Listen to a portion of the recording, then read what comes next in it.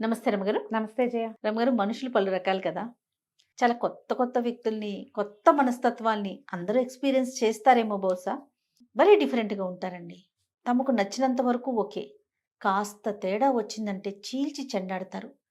ఆ గోడుని 100 మంది దగ్గర వెళ్లబోసుకుంటారు. నీకు చెప్తారు, నీకే చెప్పాను. నాకు చెప్తారు, నాకే చెప్పానని. 100 మందికి వాళ్ళే చెప్పుకుంటారు. మళ్ళీ ఎక్కడైనా వాళ్ళని ఎవరైనా అడిగారనుకోండి, నేను నీకే చెప్పాను, నాకే చెప్పాను, నువ్వే చెప్పుంటావు. ఇదొకటి. ఏదన్నా ఇష్యూ వచ్చిందంటే అంటే తము మాత్రం అందరి మీద మాట్లాడొచ్చు, అందరి దగ్గర మాట్లాడొచ్చు. తమ గురించి ఎవరైనా ఎక్కడైనా మాట్లాడితే తిట్లు, శాపనార్థాలండి. దేవుడా! వీళ్ళకి నిజంగా పవర్స్ ఉంటే ఏమైపోతారా ఎదుటి వాళ్ళు అనిపిస్తది. ఆ రేంజ్‌లో తిట్టేస్తా ఉంటారు. పిల్లల్ని, పెద్దల్ని అందరిని ఎంచుతారు. ఉసుర్లంటారు, అదంటారు, ఇది నానా రకాలుగా అంటే ఓర్చుకోలేకపోతారేమో అనిపిస్తా ఉంటది నాకు. Most selfish. కదండీ! అంతే. కానీ చాలా కష్టం కదా రమ్మగారు. సెల్ఫ్ సెంటర్డ్ జయ. నేను అనుకుంటా వీళ్ళకి పని పాట ఉండదు. చేతి నిండా పని లేక, నెత్తి మీద బాధ్యతలు లేక, ఆ! సమాధానం చెప్పవలసిన అవసరాలు లేక, అస్సలు ఎక్కడా సమాధానం చెప్పక్కర్లా. దాంతో వీళ్ళు ఇలాగే ఉంటారు. ఎప్పుడు వీళ్ళకి తేడా వస్తుంది? సొంతానికి మొహం పగిలిపోతే వస్తుందేమో. అప్పుడు కూడా రాదు జయ. కింద పడ్డా మాదే పై చెయ్యి అంటారు. అప్పుడు రాదు. అది కూడా వాళ్ళ గొప్పతనమే. అది వాళ్ళ గొప్పతనమే అనిపిస్తుంది. అనుకుంటారు. పళ్ళు రాలిపోయినా బుద్ధి రాదమ్మా. ఏంటంటే ఇది వ్యక్తులలో తేడాలు జయ ఇవన్నీ. ఇప్పుడు మనమే ఏదో చేసాం చిన్నది. అంటే ఇప్పుడు మన ఇద్దరం మాట్లాడుకున్నాం అనుకో. ఏదన్నా ఒక విపరీతమైన మ్యాటర్ నేను ఇంకొకరికి షేర్ చేసేదాన్ని. అది బయటికి వెళ్ళిపోయింది. ఈ ఈకలన్నీ బయటికి వెళ్ళిపోతాయి. ఏముంది, గాలి వేస్తే పోతాయి. అంతేగా.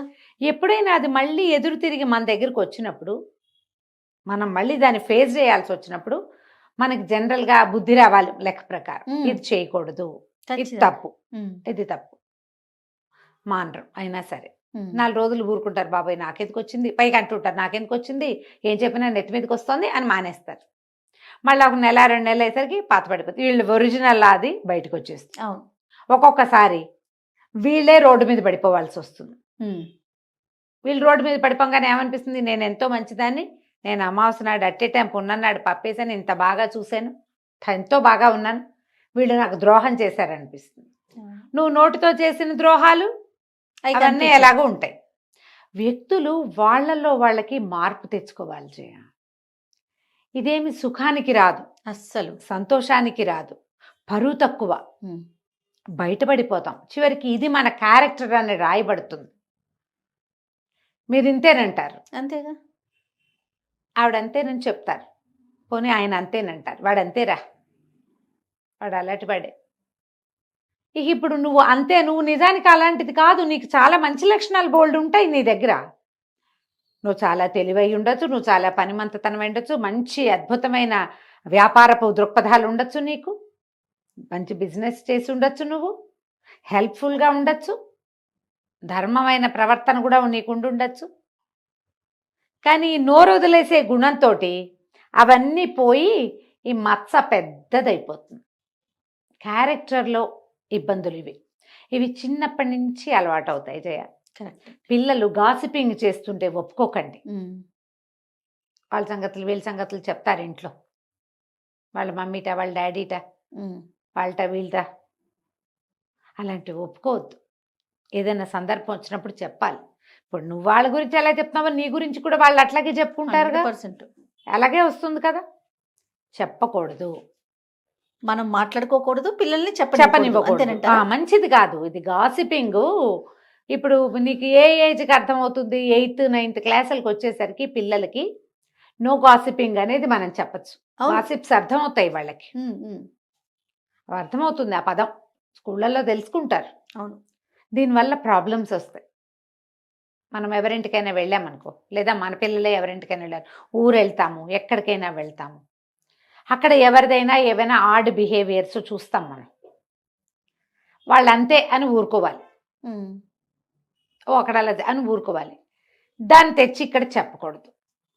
పిల్లలు ఏం చేస్తారంటే సరిగ్గా పెట్టలేదని, సరిగ్గా పని చేయించారని, వాళ్ళ ఇంట్లో అదేదో బాగులేదని అలాంటివి ఇళ్లలో చెప్తారు తెచ్చి. మా పిల్లాడు వచ్చినప్పుడు నువ్వు బాగా చేయలేదని తల్లులు ఎప్పుడు అడుగుతారండి. అక్కడ ఏదో జరిగి ఉంటుంది. వీళ్ళు పెసరపప్పు తినరు, వాళ్ళ ఇంట్లో రోజు పెసరపప్పే వండారు, తినలేక చచ్చాను అంటుంది పిల్ల. ఎవరింటికైనా వెళ్ళినప్పుడు సర్దుకోవాలి నాన్న. అసలు చెప్పడాన్నే ఎంకరేజ్ చేయకూడదు. చెప్పడానికి మళ్ళీ encourage తిప్పి చేయకూడదు. అడుగుతారు రమ్మగారు. అడుగుతారు. అది తిప్పి ఎంత పెయిన్ఫుల్లో కదండి. అవును. చాలా ఇబ్బంది. అదేంటి మనం మామూలుగానే ఉన్నాం కదా. ఇంకొకసారి ఏమనిపిస్తుంది అంటే వాళ్ళు వచ్చినప్పుడు వాళ్ళకి ఒళ్ళ దగ్గర పెట్టుకోవాలి మనం. బాబు నీకు ఇష్టమైన నువ్వు తింటావమ్మా, ఒళ్ళు దగ్గర తింటావా? పెట్టుకోవాలని మీకు అట్లా అనిపిస్తుందేమో. ఆ. రెండోసారి అన్నం కూడా పెట్టబుద్ది కదా రమ్మగారు.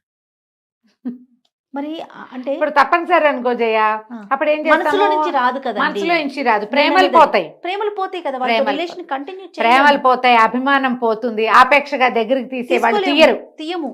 తీరు.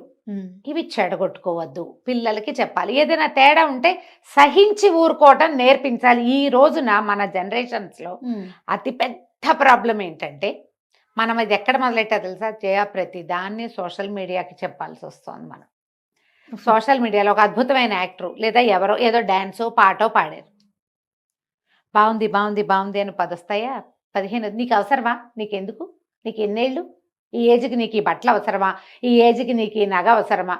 నువ్వేవిడివి వాళ్ళెవరినో అనడానికి? అది వాళ్ళ ఇష్టం. వాళ్ళ ఇష్టం. నీకు నచ్చితే చూడు, లేకపోతే మానేసి. జడ్జి చేయొద్దు. నువ్వు ఈ బట్టలు వేసుకున్నావు, నీ వయసుకి ఇది అక్కర్లేదు, నీకు ఇది అవసరమా, నీకు ఇంత ఉందా, నువ్వు అది కదా, నువ్వు ఏదో కదా. వాళ్ళు ఎవరో డివోర్స్ తీసుకున్నారు, ఇది మేము మ్యూచువల్గా తీసుకున్న నిర్ణయం అని చెప్పారు. ముందు పెళ్లి చేసుకున్నారు, మీరందరూ ఓహో అన్నారు. డివోర్స్ తీసుకున్నారు, ఊహో అని ఊరుకోవాలి కదా. ఆ అమ్మాయిదే తప్పు అంటారు కొన్ని వేల మంది. ఆహాహా అది అద్భుతమైంది, వాడిదే తప్పు, లేదా అమ్మాయిదే తప్పు కొంతమంది, అబ్బాయిదే తప్పు కొంతమంది. వీళ్ళిద్దరు కాదు, అబ్బాయి వాళ్ళ అమ్మ లేదా అబ్బాయి వాళ్ళ నాన్న వాళ్ళు దుర్మార్గులు, వీళ్ళు కాదు వాడెవడో ఇంకొకటి అంటాడు ఇంకోడు. ఇప్పుడు ఈ అభిప్రాయాలన్నీ ఎవడైనా మిమ్మల్ని అడిగాడు? మీ అభిప్రాయానికి ఏమైనా విలువిందా? మీ లోపలున్న చేదంతా మీరు బయట పెట్టుకుంటున్నారు కాదు. అంతే. నీ అవసరమా? నువ్వు ఎంత గింజు చచ్చినా వాడు కలిసేది లేదు, చెందేది లేదు. ఒకవేళ కలుసుకున్నా వాళ్ళు ఏం క్యాజువల్గా మామూలుగా ఫ్రెండ్స్ లాగా ఉంటాము అని చెప్పారు. ఫ్రెండ్స్ లాగానే ఉంటున్నారేమో, మనకు తెలీదు. కానీ ఇలా ఏం చూసినా మన మాట బయటికి చెప్పడం అనేది ప్రాక్టీస్ అయిపోయింది. దానివల్లే ఇట్లా నోటుకు దానివల్ల ప్రతిదానికి ఒక కామెంట్ పాస్ చేస్తున్నారు జయ.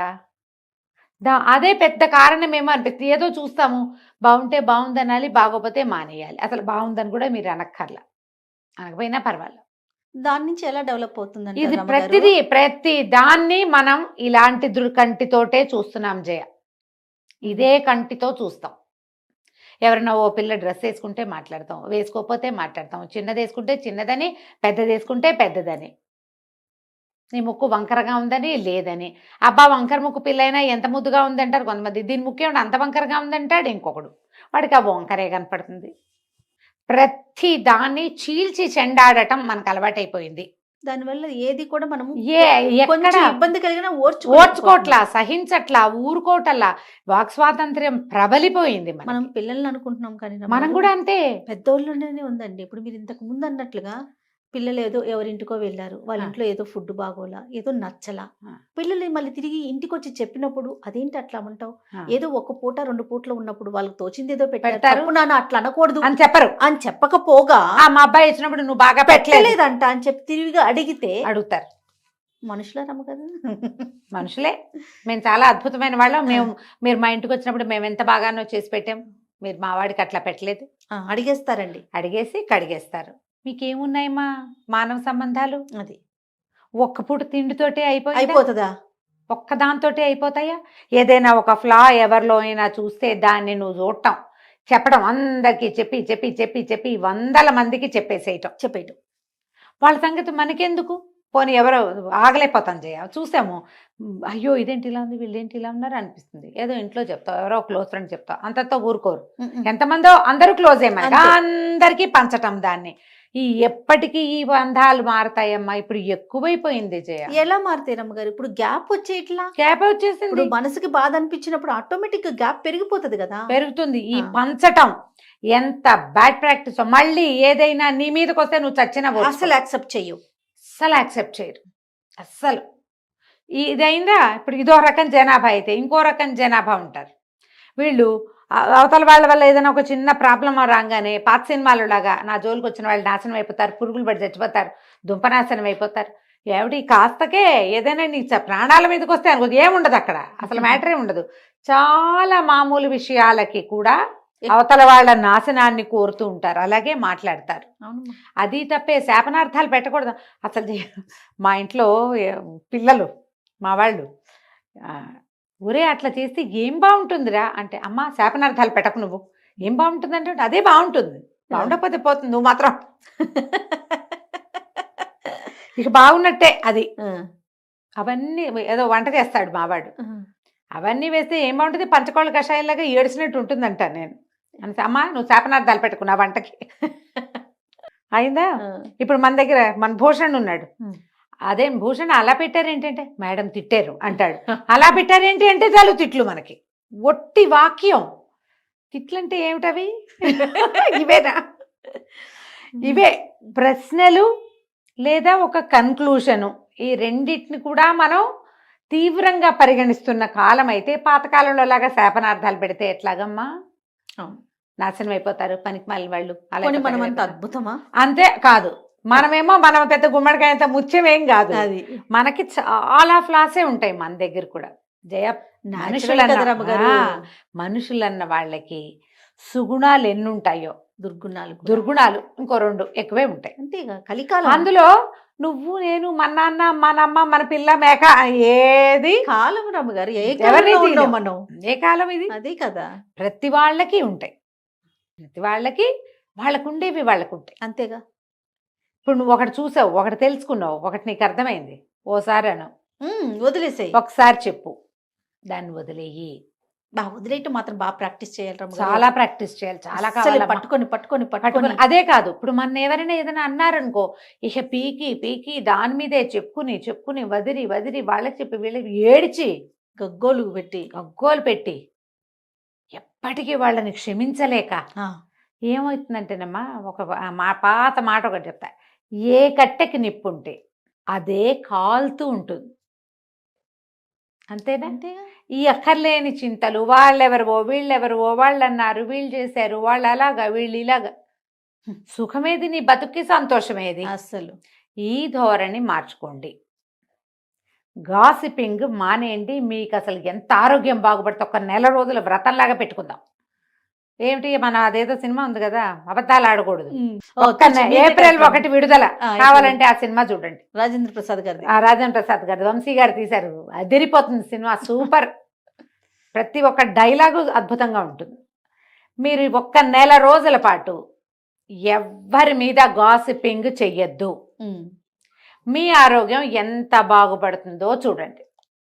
మీకు విటమిన్ డెఫిషియన్సీ ఉండదు, అక్షరాల నమ్మండి. డి విటమిన్ డెఫిషియన్సీ అస్సలు ఉండదు, కడుపులో మంటలు ఉండవు, తలనొప్పి ఉండదు, అలసట అస్సలు ఉండదు, అలసట ఉండదు. ఎందుకంటేనమ్మా మీరు ఇతరులని మోస్తున్నారు, మోత బరువు చెయ్యొద్దు.